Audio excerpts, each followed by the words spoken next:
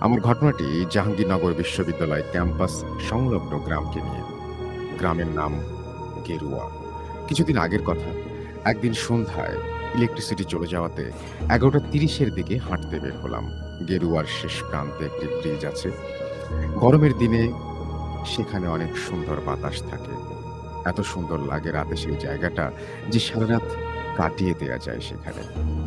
অধিকাংশ সময় সেখানে পানি থাকে না। ব্রিজের নিচেই একটা নৌকা থাকে যা ২০১৮ থেকে আজ অবধি দেখতে পাই। তবে নৌকাটি পানি না থাকা সত্ত্বেও একেক সময় একেক স্থানে দেখতে পাওয়া যায়। কে বা কারা সেটির স্থান পরিবর্তন করে বা কেনই বা করে জানা নেই। যাই হোক, সেই রাতে হাঁটতে, হাঁটতে সেই ব্রিজ পর্যন্ত গিয়ে ক্যাম্পাসের এক গার্ড মামার সাথে দেখা হয়। তার বাসা এদিকেই।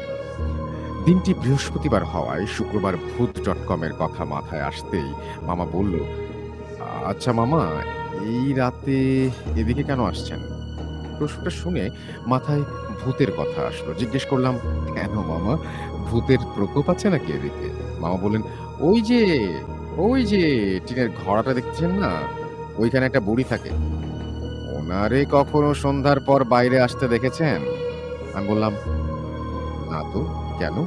মামা বলতে শুরু করলেন, ২০১৭ বৃষ্টি একটু বেশি হওয়ায় ওই বুড়ির ঘর অবধি পানি চলে যায়। কোনো এক রাতে বুড়ি খাওয়া শেষ করে থালা বাসন ধুতে দরজা খুলে দেখতে পান দূর থেকে নৌকা আসছে। ভাবলেন কেউ হয়তো মাছ ধরতে বের হয়েছে। সে থালা বাসন ধুতে লাগলেন। হঠাৎ তার কানে বৈঠার আওয়াজ আসতে শুরু করলো। তিনি ওইদিকে তাকিয়ে দেখলেন নৌকাটি তার থেকে ২০ হাতের মতন দূরে এবং সেই নৌকায় কোনো মাঝি নেই।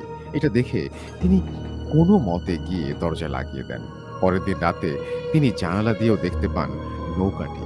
সে সময় মাঝিবিহীনই নৌকাটি চলছে। এরপর ওই বৃদ্ধ মহিলাটির জ্বর আসে। তার ছেলে ঢাকায় কাজ করে।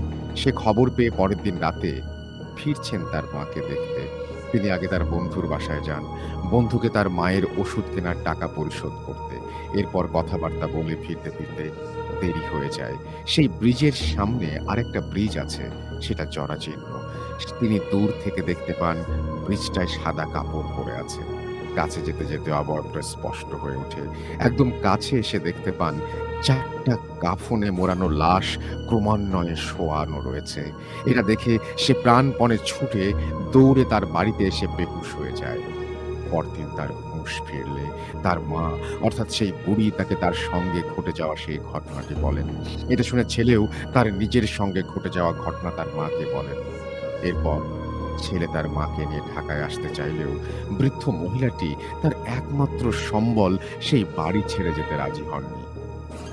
এরপর থেকে মহিলা আজ অবধি কখনো সন্ধ্যার পর বাইরে পাও রাখেন না। ঘটনা শেষ হতে আমি ব্রিজের নিচে তাকিয়ে দেখি সেই নৌকায় পড়ে থাকা নৌকাটি। দেখতেই আমার শরীরে ভয়ের স্রোত বয়ে গেল। ঘটনাটি লিখতে, লিখতে আমার চোখে সেই ব্রিজ আর নৌকার ছবিটি ভেসে আসছে। রাসেল ভাই, এই ছিল ঘটনা।